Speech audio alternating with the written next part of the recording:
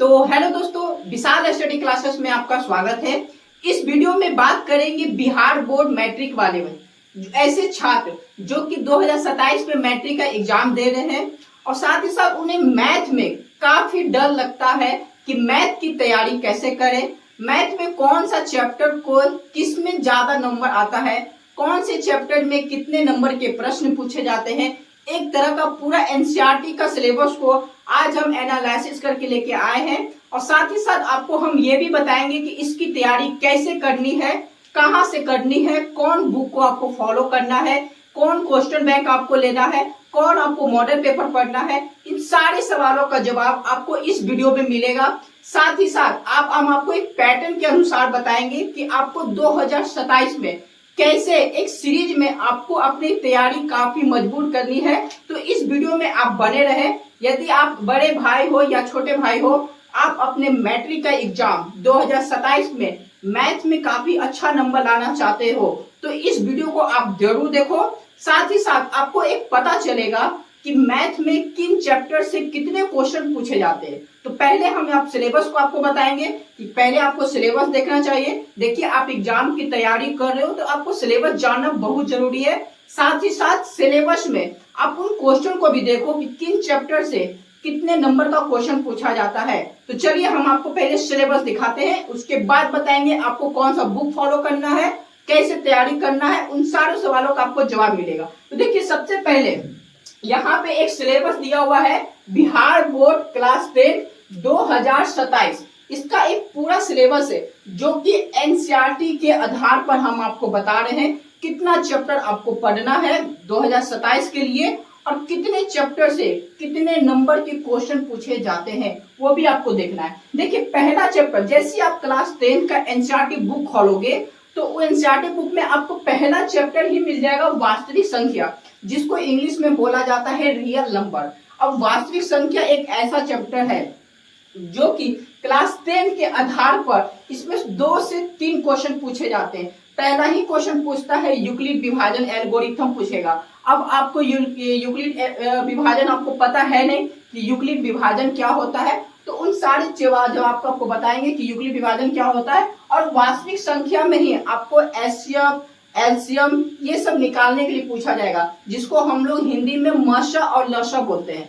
HCF और LCM निकालना भी आपको वास्तविक संख्या में पूछता है। जैसे हम लोग क्लास 5 में 4 में एचसीएफ और एलसीएम निकालते हैं, उस तरह का एचसीएफ और एलसीएम क्लास 10 में बिल्कुल नहीं निकालना है। इसको हम लोग अभाज्य गुणनखंड विधि द्वारा एचसीएफ और एलसीएम निकालते हैं और इससे ऑब्जेक्टिव में एक क्वेश्चन फिक्स रहता है बाबू। इसलिए आप लोग वास्तविक संख्या में कुछ पढ़ो या मत पढ़ो, एचसीएफ और एलसीएम किसके द्वारा, तो अभाज्य गुणनखंड विधि के द्वारा इससे क्वेश्चन पूछा जाता है। पहला क्वेश्चन आपसे किसे पूछ देगा, यूक्लिड विभाजन से, और दूसरा किसे पूछेगा, एचसीएफ और एलसीएम से। 2 क्वेश्चन यहाँ से फिक्स आता है। यानी कहा जाए कि वास्तविक संख्या यानी कि चैप्टर 1 से रियल नंबर से टोटल कितने क्वेश्चन बनेंगे, तो आपको यहाँ पे बाबू 2 क्वेश्चन बन जाएंगे। कितने क्वेश्चन बनेंगे, आपको यहाँ पे टोटल 2 क्वेश्चन बनेंगे चैप्टर 1 से। ये हम ऑब्जेक्टिव के लिए बात कर रहे हैं। यहाँ पे ऑब्जेक्टिव में भी बाबू कितना टोटल आ जाएगा, 2 क्वेश्चन ऑब्जेक्टिव में आ जाएगा। ठीक है, अब साथ ही साथ 2 क्वेश्चन ऑब्जेक्टिव में आता है। कभी कभी क्या करेगा ना, ऑब्जेक्टिव देखो बाबू टोटल 100 ऑब्जेक्टिव होते हैं। आपको 100 ऑब्जेक्टिव में टोटल 50 ऑब्जेक्टिव ही मानना है। ठीक है, टोटल आपको नहीं छाटना है, टोटल 50 ही छाटना है। तो बाबू 2 क्वेश्चन तो फिक्स रहता है आपको, वास्तविक संख्या से आपको 2 क्वेश्चन फिक्स। टॉपिक की बात करें तो टॉपिक आ जाएगा यूक्लिड विभाजन और दूसरा हो जाएगा एचसीएफ और एलसीएम। ये इससे एक क्वेश्चन यूक्लिड से आ जाएगा और दूसरा क्वेश्चन आ जाएगा एचसीएफ और एलसीएम। इसलिए वास्तविक संख्या में टोटल कितना क्वेश्चन बन जाएगा, 2 क्वेश्चन। कभी कभी मल्टीपल भी आ जाता है, ठीक है ना, तो घबराना नहीं है। ऐसा नहीं कि यहाँ पे 2 क्वेश्चन लेंगे तो फिर से 2 ही क्वेश्चन है, मल्टीपल भी आ जाएगा, 2 से 3 आ जाएगा, 3 से 4 आ जाएगा। लेकिन टॉपिक की बात करें तो टॉपिक से फिक्स है कि एक यूक्लिड से आएगा और दूसरा एचसीएफ और एलसीएम से आएगा। ठीक है, उसी तरह बाबू यहाँ पे बात करते हैं बहुपद। बहुपद को इंग्लिश में पॉलिनोमियल्स बोला जाता है। तो बाबू बहुपद से बात करें तो बहुपद में टोटल कितने क्वेश्चन बनेंगे, तो देखो बाबू चैप्टर तो हमारा हो गया बहुपद। ठीक है, तो बहुपद के अंदर बहुत सारे टॉपिक आते हैं। पहला टॉपिक आ जाएगा कि आपको दे देगा शून्य का योगफल निकाले। बहुपद के अंदर टॉपिक की बात करें टोटल 5 से 6 टॉपिक है बाबू। पढ़ना होता है, ठीक है। तो बहुपद में पहला टॉपिक आता है कि शून्यक का योगफल कैसे निकाले, शून्यक का गुणनफल कैसे निकाले। एक आपको इक्वेशन दे देगा, उसका कहेगा उसका बहुपद ज्ञात करें, ठीक है। कभी कभी बोल देगा कि अल्फा का मान निकालना है, ठीक है। शून्य को अल्फा बोलते हैं, शून्य को बीटा बोलते हैं, ठीक है। अल्फा का पुद्य का मान क्या है, बीटा का पुद्य का मान क्या है। कभी कभी अल्फा का वैल्यू दे देगा, बीटा का वैल्यू दे देगा और कहेगा कि एक बहुपद ज्ञात करे, इस तरह का सवाल दे देगा। कहने का अर्थ है, आपको एक समझा देते हैं। कहने का अर्थ ये है, क्वेश्चन में मान लीजिए अल्फा का वैल्यू दे देगा 4 और बीटा का वैल्यू दे देगा -6 और कहेगा कि हमें बताइए कि बहुपद क्या होगा, और कहेगा कि बहुपद क्या होगा, इस तरह का सवाल देगा, ठीक है। अल्फा प्लस बीटा क्या है, तो अल्फा प्लस जो बीटा है, अल्फा प्लस जो बीटा है वो मेरा क्या है बाबू, वो मेरा शून्यक है। वो क्या है, वो मेरा शून्यक है। तो बहुपद में शून्य को अल्फा और बीटा के मान से हम लोग जानते हैं। तो इस तरह का भी बहुपद में आपको सवाल देखने को मिलेगा, ठीक है। एक तरह का हम आपको ये एग्जाम्पल आपको लेके हम समझा रहे हैं कि किस चैप्टर से कितने टॉपिक में आपके क्वेश्चन आपको बनेंगे, ठीक है।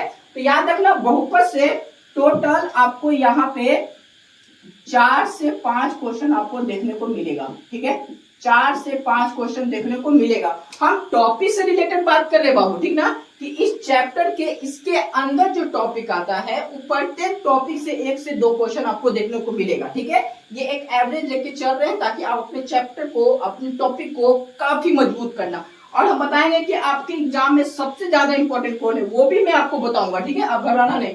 देखो, तीसरा चैप्टर आता है 2 चर वाले रैखिक समीकरण, pair of linear equation in 2 variable, pair of linear equation in 2 variable, 2 चर वाले रैखिक समीकरण।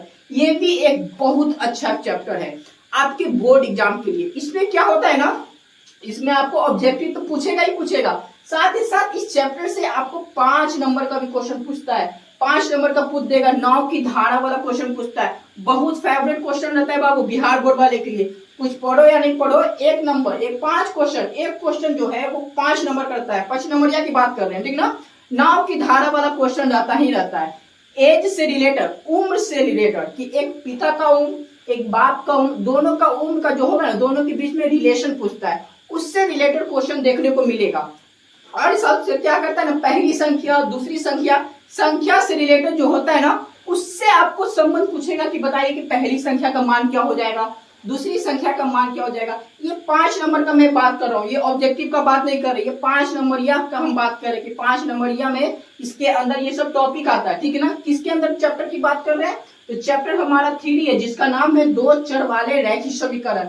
इसके अंदर कौन सी टॉपिक आ जाएगी, संख्या वाला सवाल आ जाएगा, उम्र वाला सवाल आ जाएगा और एक नाव धारा वाला सवाल आ जाएगा, ठीक है। कभी कभी भिन्न वाला भी सवाल देता है, लेकिन वो ना के बराबर देता है। भिन्न हमेशा 2 प्रकार के होते हैं, एक अंश, एक बट्टा हर। अंश बट्टा हर को हम लोग भिन्न बोलते हैं, ठीक है।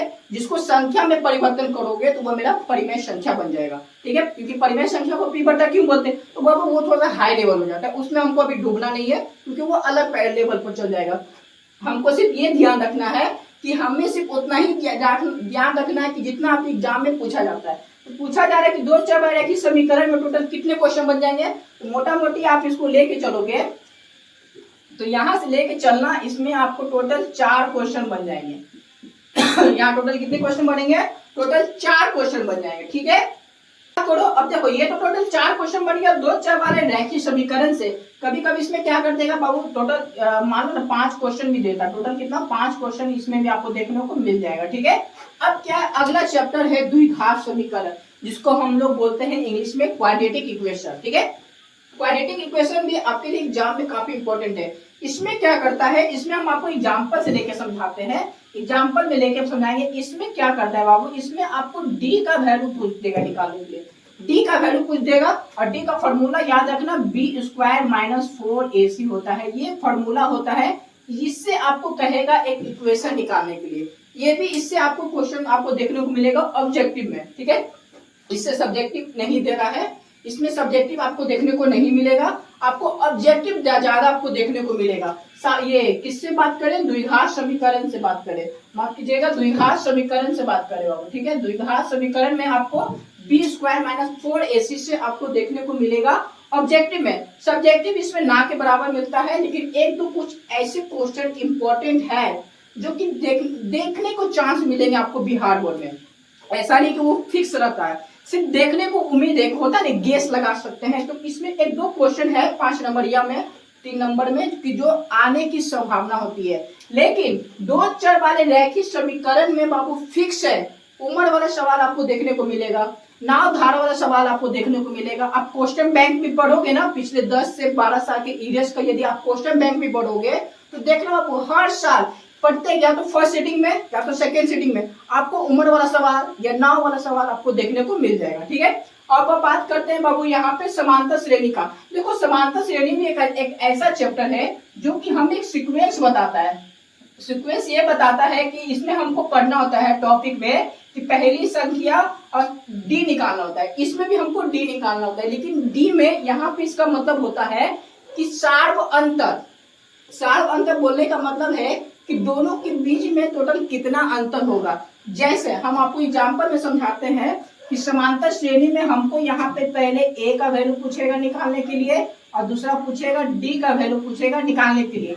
जहाँ पे ए का मतलब होता है प्रथम पद, डी का मतलब होता है सार्व अंतर। ठीक है, ये समांतर श्रेणी की बात करते हैं। और एक लाइन में बोला जाए, सिर्फ एक लाइन में, कि बिहार बोर्ड मैट्रिक के लिए ये समांतर श्रेणी खासकर ऑब्जेक्टिव के लिए बाबू खजाना है। खजाना इसलिए है तो इससे ऑब्जेक्टिव बाबू खदेड़ खदेड़ के पूछता है, क्योंकि टोटल तो होता है 100 ऑब्जेक्टिव। और एक लाइन में बोला जाए कि भैया बताइए इससे ऑब्जेक्टिव टोटल कितना पूछेगा, तो बाबू इससे जो ऑब्जेक्टिव है हम आंख बंद के बोलते हैं बाबू, इसमें 10 टोटल बाबू 8 क्वेश्चन से लेकर टोटल 10 क्वेश्चन बाबू हो सकता है कि ऑब्जेक्टिव इसमें पूछा जाता है। ऐसा नहीं है बाबू, कभी कभी पूछ देगा एडवर्ब पद पूछता है, कभी कभी सम पूछता है। सारे सवालों का बाबू, सारे क्वेश्चन का जवाब बाबू आपको समांतर श्रेणी में जब तुम चैप्टर पढ़ोगे ना तो उसमें आपको एक एक टॉपिक को ध्यान से पढ़ना पड़ेगा। बहुत अच्छा चैप्टर है बाबू समांतर श्रेणी।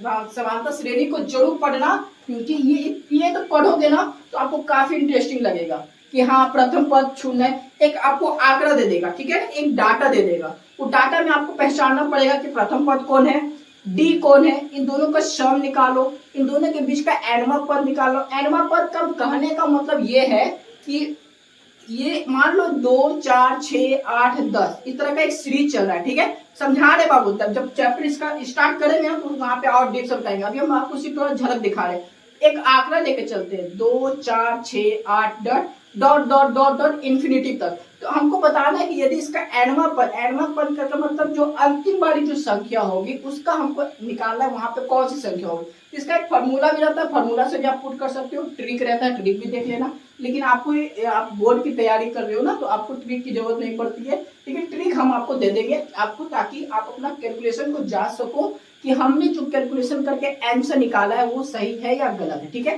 लेकिन आपको कॉन्सेप्ट प्लस ट्रिक दोनों मिलेगा। अगला चैप्टर है बाबू यहाँ पे त्रिभुज। अब देखो त्रिभुज की बात करें तो त्रिभुज से बाबू 1 से 2 क्वेश्चन आपको ऑब्जेक्टिव देखने को मिलेगा। बाकी का सारा आपको बाबू किस में देखने को मिलेगा, सब्जेक्टिव में देखने को मिलेगा। किस में मिलेगा, सब्जेक्टिव में। ऑब्जेक्टिव यहाँ पे हम क्या लेंगे, ऑब्जेक्टिव में सिर्फ हम 2 ही क्वेश्चन लेंगे। किसमें बाबू, तो ऑब्जेक्टिव में। ठीक है, ऑब्जेक्टिव में हम लेंगे 2 क्वेश्चन। किसमें, चैप्टर त्रिभुज में। अब कहोगे कि भैया इसके अंदर कौन सा टॉपिक आता है, तो देखो इसके अंदर टॉपिक क्या है ना, इसमें आपको पूछा जाएगा कि बताइए समकोण त्रिभुज को सेट कीजिए। इस तरह का सवाल आपको देखने को मिलेगा। ठीक है, अगला आता है बाबू निर्देशांक ज्यामिति, जिसको हम लोग इंग्लिश में बोलते हैं कोऑर्डिनेट ज्योमेट्री। देखो बाबू इसके अंदर क्या हमको टॉपिक देखने को मिलेगा, इसके हमको अंदर टॉपिक देखने को मिलता है दूरी निकाले। सबसे पहले 2 वस्तु के बीच में दूरी निकाले। देखो एक काम करो, देखो ठेठ भाषा में समझाते हो, ध्यान समझना, तुम समझ जाओगे, बहुत जल्दी समझ जाओगे। मान लो हमारा स्कूल है, ठीक है, हमारा स्कूल बाबू समझ लो कहीं और है, मान लो पटना में हमारा स्कूल है, और हम पटना से मान लो 2 किलोमीटर हमारा मकान है, हम अपने घर पर रहते हैं। मान लो ना पटना में, पटना जंक्शन के पास हम रूम लिए हुए, ठीक है। तो बाबू पटना से पटना जंक्शन, पटना से पटना जंक्शन यानी कि मान लो टोटल 2 किलोमीटर आ जाएगा। तो पटना में तो हम, वहां मेरा स्कूल हो गया, ठीक है। जंक्शन से जो डिस्टेंस निकालोगे तो वही जो दूरी जो रहता है ना, वही दूरी से हमको यहाँ पे क्या निकालता है, कोऑर्डिनेट ज्योमेट्री में निर्देशांक में पढ़ना होता है। कहने का अर्थ ये है, ऐसे समझो, तुम इस तरह समझोगे। देखो मेरे पास एक मार्कर है, ठीक है, यहाँ समझो ये मार्कर है, एक बिंदु यहाँ पर और एक छोर यहाँ पर, ये हो जाएगा प्रारंभिक छोर, ये हो जाएगा अंतिम छोर। ठीक है, इन दोनों के बीच में यहाँ पे कुछ तो कुछ यहाँ पे गैप दिख रहा है ना, यहाँ पे जो गैप रहेगा ना इसी को हम लोग बोलते हैं डिस्टेंस। यहाँ से लेकर यहाँ तक यानी कि बिंदु ए मेरा ये हो जाएगा और ये मेरा हो जाएगा बिंदु बी। तो दोनों के बीच में हमको क्या निकालना होता है, दूरी निकालना होता है। इसी दूरी को हम लोग किसमें पढ़ेंगे, निर्देशांक ज्यामिति में पढ़ेंगे। ठीक है, और निर्देशांक ज्यामिति में एक चीज और टॉपिक होता है, फेवरेट होता है बाबू बिहार बोर्ड के लिए, त्रिभुज का क्षेत्रफल। आप निर्देशांक ज्यामिति में कुछ पढ़ो या ना पढ़ो, त्रिभुज का क्षेत्रफल और के का मान जरूर पढ़ के जाना, ये बहुत फेवरेट होता है। हर किसी बाबू हर साल क्लास लेते आए हुए, हर सेशन में हम ऑफलाइन क्लास ऑनलाइन लेते आए हुए, और कुछ पढ़ाए या ना पढ़ाए, निर्देशांक ज्यामिति में त्रिभुज का क्षेत्रफल और साथ ही साथ के का मान जरूर बताते हैं कि बाबू कैसे निकाला जाता है। तो कहने का अर्थ ये है कि जो आप निर्देशांक ज्यामिति में बात करें तो टोटल ऑब्जेक्टिव आने की संभावना जो होती है हर टॉपिक से बाबू क्वेश्चन आता है। ऐसा नहीं कि बाबू हम जो यहाँ पे लिख रहे हैं अभी भी आप लोग नहीं समझे हो तो बता देते कि यहाँ पे वास्तविक संख्या में टोटल 2 क्वेश्चन, ऐसा नहीं कि इसमें 2 क्वेश्चन आएगा, बिल्कुल नहीं। इसके अंदर जो टॉपिक आता है उस टॉपिक से क्वेश्चन आएगा। टॉपिक तो इसमें बहुत पढ़ने का होता है, लेकिन आपको उतना टॉपिक नहीं पढ़ना है। आप मेन टॉपिक पढ़ो, मेन टॉपिक ही आपको क्या करेगा, ज्यादा ग्रेस मार्क लाके आपको एक हायर मार्क्स तक पहुंचाएगा। टॉपिक इसके अंदर बहुत है, एसएफ एलसीएम भी है, उसमें से एक क्वेश्चन देखने को मिल जाएगा, युक्लिड विभाजन भी है, उसमें से एक क्वेश्चन देखने को मिल जाएगा, बाकी सब है बाबू, लेकिन उससे क्वेश्चन नहीं बनता है। ठीक है, बिल्कुल नहीं बनता है। उसी तरह बहुपद भी है, बहुपद में टोटल 7 से 8 टॉपिक है, तो प्रत्येक टॉपिक से आपको एग्जाम में क्वेश्चन नहीं पूछा है। तुम चाहो तो बाबू क्वेश्चन बैंक लगा के देख लो, टोटल 11 से 12 सीएस का लगा के देख लो बाबू, नहीं आएगा। खुल्लम चैलेंज करते बाबू, नहीं पूछता है। टोटल 60 टॉपिक है, 60 टॉपिक से टोटल 4 ही टॉपिक है, इसलिए बाबू यहाँ पे 4 से 5 क्वेश्चन ही लिखे। खुल्लम चैलेंज बोले बाबू, नहीं पूछता है। ठीक है ना। उसके बाद यहाँ पे 2 चर वाले जो रैखिक समीकरण है, इसके अंदर भी टॉपिक बहुत आते हैं, लेकिन प्रत्येक टॉपिक से नहीं पूछता है। अभी हम जैसे बताए थे, अंश वाला क्वेश्चन से पूछेगा, एज वाले से पूछेगा, पिता और बेटा का उम्र से निश्चित सवाल पूछेगा, नाव की धारा से पूछेगा, इसलिए हम यहाँ पे 4 से 5 क्वेश्चन लिखे। ठीक है, उसके बाद द्विघात समीकरण से भी हम लिखे। देखो द्विघात समीकरण से ना बाबू 3 क्वेश्चन पूछता है। यहाँ पे कितना क्वेश्चन पूछेगा, तो यहाँ पे 3 क्वेश्चन, 3 टॉपिक 3 क्वेश्चन वहां से आपको बन जाएगा। ठीक है, उसके बाद आप बात करेंगे समांतर श्रेणी से, तो बाबू ये तो आपको बाबू समझो कुछ पढ़ो या नहीं पढ़ो, समांतर श्रेणी और एक ये निर्देशांक ज्यामिति एक अच्छा बाबू बेस आपको काफी मजबूत करके देगा। निर्देशांक ज्यामिति पढ़ लेना और समांतर श्रेणी पढ़ लेना। ठीक है, क्योंकि समांतर श्रेणी से 8 से बाबू 10 क्वेश्चन पूछता है, क्योंकि टॉपिक खदेड़ के बाबू, और निर्देशांक ज्यामिति भी 10 क्वेश्चन आपको पूछ देगा। क्या पूछेगा, देखो पहला बताए थे त्रिभुज का क्षेत्रफल, के का मान, ये 2 टॉपिक आपको बनता है। ठीक है, त्रिभुज का क्षेत्रफल, के का मान जब पूछेगा जब समरेखी होगा तब। तो हम इसका डिस्कस करेंगे ना, चैप्टर स्टार्ट करेंगे ना, तो वहां पे काफी मजबूत आपको वहां पे तैयारी करवा देंगे। ठीक है, उसके बाद आता है त्रिकोणमिति चैप्टर 8। ये बाबू आपके एग्जाम में काफी इंपॉर्टेंट चैप्टर है त्रिकोणमिति। कुछ ये भी आपके एग्जाम के लिए काफी वीवीआई चैप्टर है, काफी इंपॉर्टेंट चैप्टर है। पटना में बाबू क्या है ना कि ऑफलाइन वाले कोचिंग की मैं बात करता हूँ, ऑफलाइन वाले कोचिंग, मैं किसी के टारगेट में नहीं ले रहा हूँ। ठीक है, मैं हमेशा ऑफलाइन कोचिंग बात कर रहा हूँ। तुम कहीं भी डेमो लेने जाओगे ना तो बाबू सबसे पहले तुम्हें यही चैप्टर पढ़ाएगा, त्रिकोणमिति।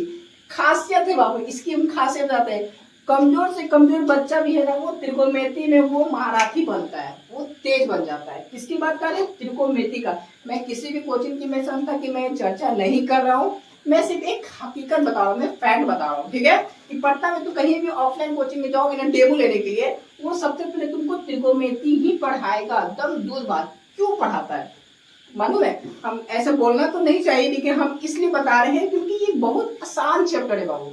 आसान चैप्टर होने के बावजूद भी कुछ बच्चे ऐसे हैं जो इसमें अपना विकेट गिराते हैं। विकेट गिराने का मतलब ये आंसर लाने में वो असमर्थ रहते हैं, वो गलत भी कर देते हैं। तो ये बहुत बाबू जो चैप्टर 8 है त्रिकोणमिति, बड़ी दूर बात चैप्टर है, आपको समझने में कोई दिक्कत नहीं होगा। बस खेल है तो फार्मूला का खेल है, और वही फार्मूला बच्चे को याद नहीं रहता है। जब फार्मूला याद नहीं होगा बाबू तो क्वेश्चन कैसे बना पाओगे? जब आपके पास हथियार ही नहीं रहेगा तो युद्ध कैसे लड़ोगे? बाबू बिना हथियार को तो युद्ध नहीं लड़ा जाता है। आप सब लेके आ रहे हैं बाबू तलवार गोली, या तुम थल्ले हाथ जाओगे तो तुम मर के ही आओगे ना। तो बाबू एग्जाम हॉल में सब भी फार्मूला याद करके जाएगा और तुम बिना याद किए जाओगे तो जैसी बात है आप फेल हो जाओगे। तो इसीलिए इस चैप्टर को यदि मजबूत करना है, चैप्टर 8 की बात कर रहा हूँ बाबू, जिसका नाम है त्रिगोनोमेट्री का परिचय, इंट्रोडक्शन ऑफ त्रिगोनोमेट्री। यदि इस चैप्टर को यदि आपको मजबूत करना है तो आपका एक ही फार्मूला है बाबू, आपको फार्मूला माइंड में याद होना चाहिए। फार्मूला याद है तो ये चैप्टर आपका है। फार्मूला थोड़ा सा मिस हुआ, ये चैप्टर आपका छूट गया। और जब चैप्टर हाथ से निकलेगा तो आपका क्वेश्चन नहीं बनेगा, जब क्वेश्चन नहीं बनेगा तो आपको टेंशन होगा, जब आपको टेंशन होगा तो आपका क्वेश्चन छूट जाएगा और अब अपना नंबर आप छोड़ के आ जाओगे। तो बाबू इस चैप्टर से यदि हम बात किया जाए तो इस चैप्टर से टोटल बाबू 15 ऑब्जेक्टिव आपको क्वेश्चन बनते हैं। आपको 15 क्वेश्चन बनेंगे ऑब्जेक्टिव की बात करें। टॉपिक इसमें बाबू खदेड़ खदेड़ के हम तो 15 बहुत कम भी लिख दिए बाबू, कभी कभी 20 भी आपको ऑब्जेक्टिव देखने को मिलेगा। अब मिला लेना, क्वेश्चन बैंक से देख लेना। अब देखना क्वेश्चन बैंक में आप ज्यादा मत देखो, आप उतना आपके पास समय तो रहेगा नहीं कि हम उतना पढ़े। 2020 से एनालिसिस करके देख लो, फर्स्ट सीटिंग सेकंड सीटिंग देखना, वो त्रिगोनोमेट्री से ज्यादा आपको ऑब्जेक्टिव देखने को मिलेगा। ठीक है, और साथ ही साथ त्रिगोनोमेट्री में यदि हम बात करें, टॉपिक की बात करें कि हमने तो प्रत्येक का टॉपिक बता रहा है, तो इसको टॉपिक की हम बात करें तो टॉपिक में आपको एंगल से आपको देखने को मिलेगा।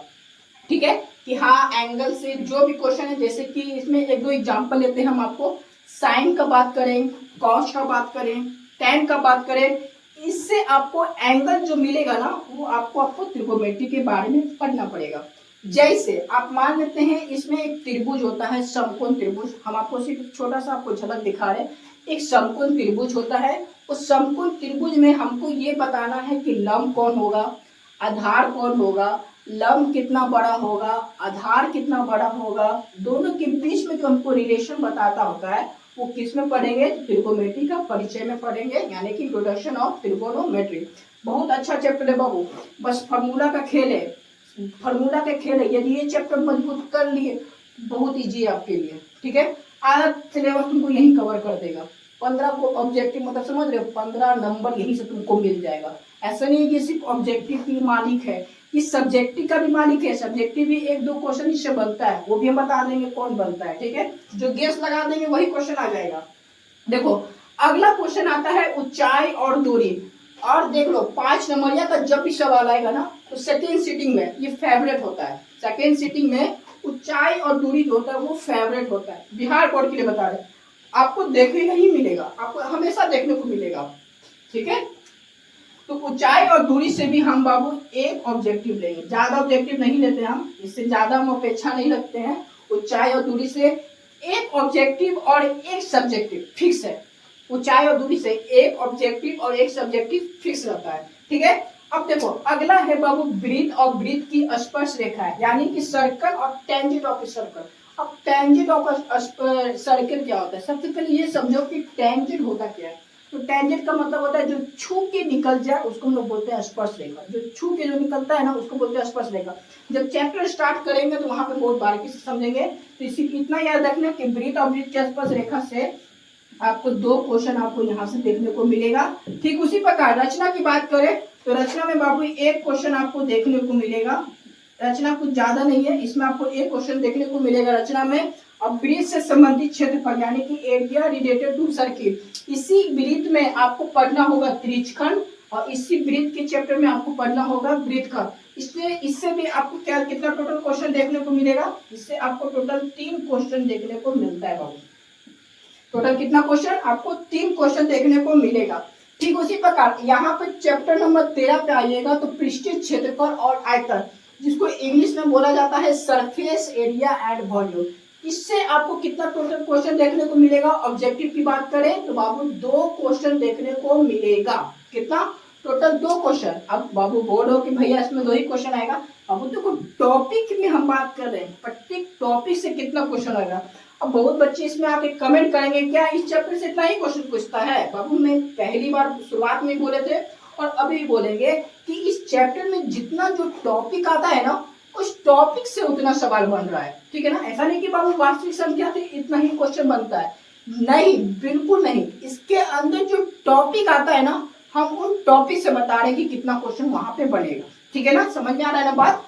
उसके बाद देखो बाबू सांख्यिकी, देखो आप भी जानते हो कि सांख्यिकी क्लास 9th में पढ़ना होता है। उसमें भी हम लोग निकालते हैं मीन, मोड, मीडियम, जिसको हम लोग बोलते हैं माद, मादिका और बहुलक। तो बाबू इसमें भी वही क्लास 10 में भी वही है, आपको मीन निकालने पूछेगा, बहुलक निकालने पूछेगा, माध्यिका निकालने पूछेगा। लेकिन कभी कभी इसमें 5 नंबर का भी सवाल देता है और ऑब्जेक्टिव नहीं देता है, तो दोनों लेके चलोगे ना। और एक और होता है बाबू एवरेज, औसत निकालने, परिसर निकालने के लिए भी पूछता है।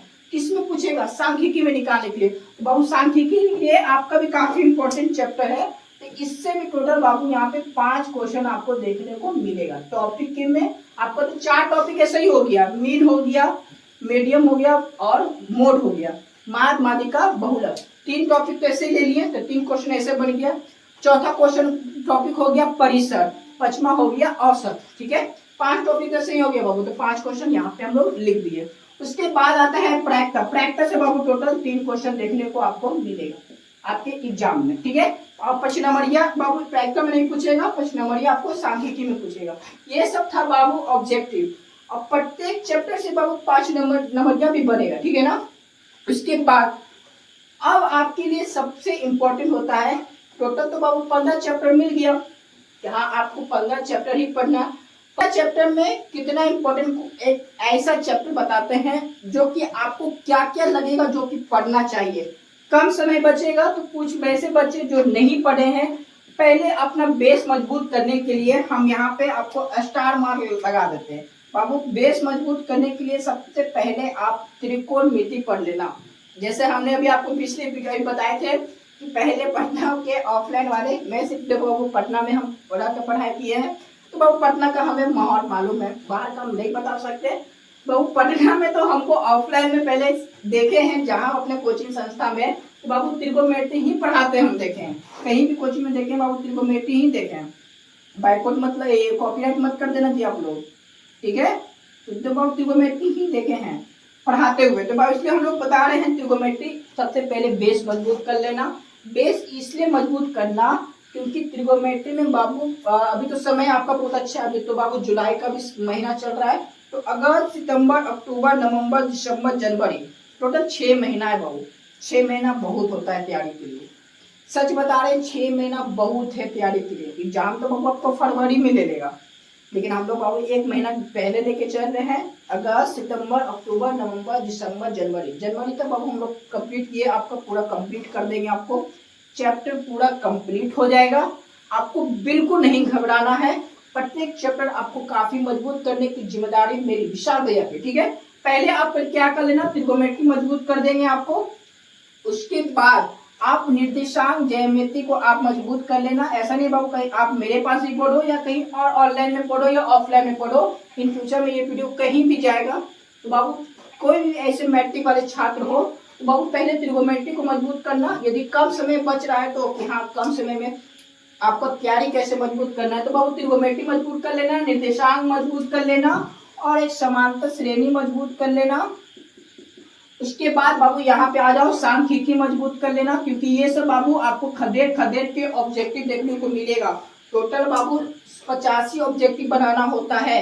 यदि आप इन 3 चैप्टर को भी कर लोगे ना बाबू, एक प्रैक्टिस भी कर लेना, प्रैक्टिस से बाबू आपको ऑब्जेक्टिव देखने को मिलेगा। ये सब स्टार मार्क लगा देते बाबू, ठीक है। और एक यहाँ पे हो जाएगा बहुपद, एक बहुपद को मजबूत कर लेना और एक यहाँ पे 2 चर वाले रैखिक समीकरण को यहाँ पे मजबूत कर लेना, बस। और कुछ मजबूत मत करना। सच बता रहे बाबू, सच बता रहे, फैक्ट बता रहे बिहार बोर्ड के लिए, तुम इतना मजबूत कर लोगे ना, टोटल 2 चैप्टर इधर हो गया, 2 4 4 6 7, टोटल 7 चैप्टर है बाबू। टोटल 7 चैप्टर तुम मजबूत कर लोगे, तुम लड़ने के लायक हो जाओगे, तुम एग्जाम में बैठने के लायक हो जाओगे कि हाँ हम अब एग्जाम दे सकते हैं। जो बच्चा कुछ नहीं पढ़ा हो, ये 15 चैप्टर पढ़ने का टाइम नहीं मिल रहा हो, उस 7 चैप्टर मजबूत कर लेना। ऐसा नहीं बाबू तुम कहीं भी तैयारी करोगे इन फ्यूचर में, आने वाले समय में तैयारी करोगे, तो तुम इस 7 चैप्टर खाली मजबूत कर लेना। 2027 में जो एग्जाम जो देगा ना बच्चा, वो पास हो जाएगा। सिर्फ पास होना है, तो ये पास वाले के लिए हम शॉर्टकट बता रहे हैं। लेकिन जिसको बाबू हायर नंबर लाना है, सबसे ज्यादा टॉप करना है, तो बाबू उसके लिए पूरा रामबाण बाबू मैराथन आपको पढ़ना पड़ेगा। एनी हाउ ये पढ़ना पड़ेगा कैसे भी करके, ठीक है। ये 15 चैप्टर। तो बाबू ध्यान रखो बाबू, अभी जुलाई का सेशन चल रहा है, जनवरी तक ये आपको पूरा सेशन आपको हम कंप्लीट कर देंगे। पूरा तैयारी करने की जिम्मेदारी विशाल भैया की है। इसी यूट्यूब चैनल पर विशाल स्टडी क्लासेस पर ही आपको ये पूरा चैप्टर आपको पढ़ाया जाएगा। चैप्टर 1 से स्टार्ट करेंगे और चैप्टर 15 तक बाबू यहाँ पे लाके खत्म करेंगे। तैयारी करना हो तो बाबू विशाल स्टडी क्लासेस पर एकदम बेसिक से एडवांस तक आपको पहुंचाएंगे। तो बाबू तैयारी का आप जो तैयारी पूछते हो ना कि तैयारी कैसे करें, तैयारी कैसे करें, तैयारी का बाबू आप टेंशन बिल्कुल छोड़ दो कि कैसे तैयारी होगा। जीरो से बाबू एडवांस तक, बेसिक से लेकर एडवांस तक जो तैयारी होगा बाबू इसी चैनल पर होगा, विशाल स्टडी क्लासेस पर। नहीं जुड़े हो तो बाबू जुड़ जाओ, बिल्कुल नहीं घबराना। चैप्टर 1 से लेकर बाबू चैप्टर 15 तक एकदम सीरीज बाय सीरीज लेके चलेंगे। ऐसा नहीं है कि चैप्टर 1 से गए और डायरेक्ट बाबू चैप्टर 6 स्टार्ट कर दिए कि हाँ हो सकता है किसी बच्चे का बाबू मन में डाउट होगा कि इसका पहला चैप्टर मजबूत है तो बाबू हो सकता है कि पहला चैप्टर पढ़ा रहा है। ऐसा कुछ नहीं बाबू, बाबू प्रत्येक चैप्टर यहाँ पे आपको पूरा पढ़ाया जाएगा। एकदम ऐसा पढ़ाया जाएगा कि डायरेक्ट आपके दिमाग में घुसा देंगे बाबू। ऐसे पढ़ाया नहीं जाएगा, आपको क्वेश्चन एनसीईआरटी का विद सॉल्यूशन भी करा देंगे। आपका उसका नोट्स भी मिल जाएगा, फ्री में आपको नोट्स मिल जाएगा। आप टेंशन बिल्कुल मत लेना, तैयारी बिल्कुल शानदार होगा, ठीक है। वास्तविक संख्या से स्टार्ट करेंगे, उसके बाद फिर बहुपद पढ़ेंगे, 2 चर वाले पढ़ेंगे, द्विघात सीरीज में हम लोग पैटर्न चलेंगे। PYQ को सॉल्व करते हुए बढ़ेंगे। ऐसा नहीं बाबू चैप्टर 1 हमने सिर्फ थ्योरी लिखा दिया सॉल्व चैप्टर खत्म, बिल्कुल ऐसा नहीं होने वाला है। पहले हम आपको थ्योरी देंगे, उसके बाद एनसीईआरटी का क्वेश्चन करा देंगे, उसके बाद हम आपको उन क्वेश्चन को लेके आएंगे जो कि आपके बिहार बोर्ड में पूछा जाता है। PYQ जिसको हम लोग बोलते हैं, previous year question paper, question bank उठा के लेके आएंगे और हम आपको दिखाएंगे कि देखिए इन सारे क्वेश्चन वास्तविक संख्या में पूछा जाता है। जैसा कि हम बोले ना कि यूक्लिड विभाजन और कौन मशा और लशा HCF LCM वास्तविक संख्या में पूछा जाता है। देखना बाबू पूछा जाता है, तुम क्वेश्चन बैंक देखोगे ना तो पूछा जाएगा उसमें। तो बाबू तैयारी कैसे करें, तो आपका तो टेंशन बिल्कुल खत्म है। विशाल स्टडी क्लासेस इसका जिम्मेदारी अपने ऊपर लिया है, आपका पूरा का पूरा चैप्टर कंप्लीट करा के देगा। तो बाबू हो सकता है ये क्लास कल से स्टार्ट हो। चैप्टर 1 स्टार्ट करेंगे, रियल नंबर बेसिक से स्टार्ट करेंगे और एकदम हाई लेवल तक पहुंचाएंगे। वही हाई लेवल तक पहुंचाएंगे जो कि बिहार बोर्ड तक दम दम बराबरी में आ सकता है, ना ऊपर ना नीचे, दम बराबरी तक आपको ला के रख देंगे। और PYQ सॉल्व करवाएंगे, देखना आपसे क्वेश्चन खुद सॉल्व होगा। हम जो थ्योरी यहाँ पे आपको देंगे वही थ्योरी से आपको देखना क्वेश्चन है बाबू आप ऐसे उड़ा दोगे, ठीक है। तो तैयारी का टेंशन बिल्कुल भूल जाना। और कोई भी डाउट हो आप हमें कमेंट में करना कि हाँ हमें इस चैप्टर में इतना दिक्कत हो रहा है, आप ये कर दो। लेकिन इतना याद रखना बाबू, हम जब क्लास स्टार्ट करेंगे सीरीज में सीरीज स्टार्ट होगा। हो सकता है क्लास कल से स्टार्ट हो जाए। हमारा पहला वीडियो आएगा वास्तविक संख्या से, ठीक है, जो कि रियल नंबर है। और क्लास 10 का सबसे बेसिक है, ये दूध भात है। समझो कि ये हम 3 क्लास में हम वास्तविक संख्या खत्म कर देंगे और एक क्लास हम मेरा लगेगा एनसीईआरटी को सॉल्व करने में, एक्सरसाइज 1.1 सॉल्व करेंगे। फिर उसके बाद एक क्लास ले लेंगे हम PYQ का, यानी क्वेश्चन बैंक ले लेंगे। टोटल समझो कि इसमें 5 क्लास लेंगे, वास्तविक संख्या ये खत्म हो जाएगी, ठीक है। तो कोई भी डाउट हो आप हमें बताइएगा और कमेंट कीजिएगा ये कैसा आपको लगा, ये प्रत्येक चैप्टर आपको समझने में कोई दिक्कत हुआ हो। बाबू देखो आपको यूट्यूब पर तो बाबू हजारों मिल जाएंगे कि हाँ क्लास 10 का सिलेबस है। बाबू सिलेबस के आधार पर बाबू कितने टॉपिक में क्वेश्चन पूछा जाता है ये आपको बाबू कम ही यूट्यूब चैनल पर मिलेगा। तो बाबू ये सिर्फ विशाल स्टडी क्लासेस पर ही है जो कि आपको एकदम तोड़ तोड़ कर आपको बताया जाएगा, तोड़ के आपको दिमाग में घुसा देंगे बाबू, ठीक है। कोई भी डाउट हो आप हमें कमेंट कीजिएगा कि हाँ कोई भैया ये डाउट हो गया है विशाल के, ये सॉल्व कर दीजिए, विशाल ये सॉल्व करिए, हम आपको सॉल्व कर देंगे। तैयारी के लिए आप निश्चित रहे, हो सकता है बाबू कल से आपकी क्लास को स्टार्ट कर दिया जाएगा। तो कोई भी डाउट हो आप हमें कमेंट कीजिएगा। फिर मिलते हैं नेक्स्ट वीडियो में, तब तक के लिए थैंक यू।